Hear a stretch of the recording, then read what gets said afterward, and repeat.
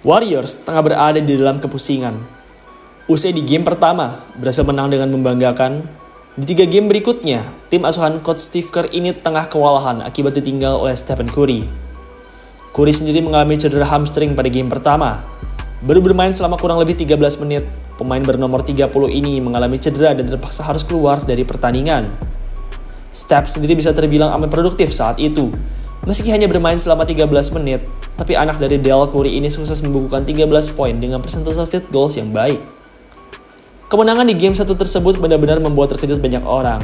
Pasalnya, Golden State Warriors saat itu menghadapi tim yang sedang panas-panasnya, yaitu Minnesota Timberwolves. Tim yang dipimpin oleh Anthony Edwards ini baru saja sukses membantai LA Lakers. Meski Lakers sudah berkuat dengan 2 all-time great, yaitu LeBron James dan Luka Doncic, tapi Anthony Edwards dan kawan-kawan nampak dengan mudahnya mampu menyingkirkan Lakers. Usai serial melawan Lakers tersebut, LeBron James sendiri terlihat memberikan pesan kepada Edwards untuk serius melangkah ke ronde selanjutnya. Dalam pesan tersebut, LeBron James seolah-olah berpesan kepada Edwards juga untuk turut mengalahkan Golden State Warriors dan mencapai babak final. Ketidakhadiran Curry benar-benar membuat Warriors kesulitan. Di game berikutnya, Warriors selalu kalah dari Wolves. Warriors memang cukup apik dan membuat game sengit di game 3, tapi pada game 4, mereka mengalami kesulitan. Anthony Edwards jadi pemain tersubur di game 4 ini. Bermain selama 33 menit, bapak muda ini sukses membukukan 30 poin, 4 rebound, dan 5 assist. Tahukah kalian, ini menjadi ke-13 kalinya Edwards mencetakkan 30 poin atau lebih dalam pertandingan playoff. Catatan ini juga membuatnya masuk ke jajaran elit sebagai salah satu pemain berusia under 24 tahun yang berhasil mencetak 30 poin terbanyak. Hanya pernah ada 4 pemain yang mencetak lebih banyak 30 poin di playoff sebelum menyentuh usia 24 tahun dibanding Anthony Edwards, yaitu LeBron James, Kevin Durant, Kobe Bryant, dan Luka Doncic.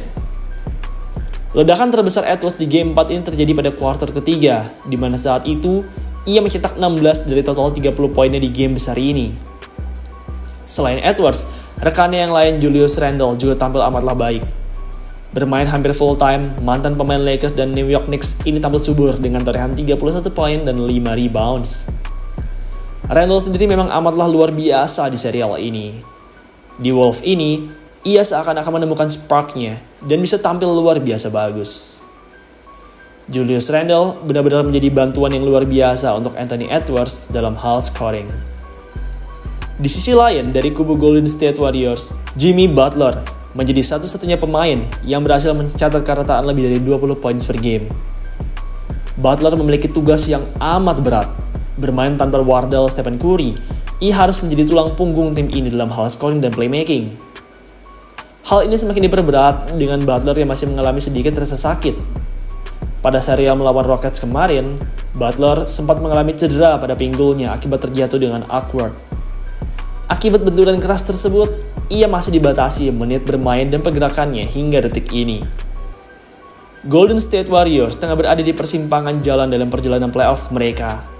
Bagaimanapun, mereka belumlah menyerah. Salah satu pemain senior mereka, Draymond Green, bahkan berkata seperti ini. Kami tidak membutuhkan Superman, bermainlah untuk jangka panjang. Jika dia bisa bermain, kami tahu dia akan melakukannya. Tapi kami harus mencari cara untuk menang dalam kondisi dia bermain atau tidak, ujar Draymond Green, menyiratkan bahwa Warriors tidak akan bergantung sepenuhnya kepada sang Superman, yaitu Stephen Curry. Pernyataan ini menggarisbawahi keyakinan pada kekuatan kolektif tim dan kemampuan mereka untuk menemukan cara meraih kemenangan, bahkan tanpa kehadiran pemain sekaliber Stephen Curry. Cedera yang dialami Stephen Curry tentu menjadi pukulan telak bagi Golden State Warriors. Namun, meski begitu, sang pelatih, Steve Kerr, juga tetap optimis. Ia pun saat itu menyoroti aspek lain dari permainan timnya dan berkata seperti ini.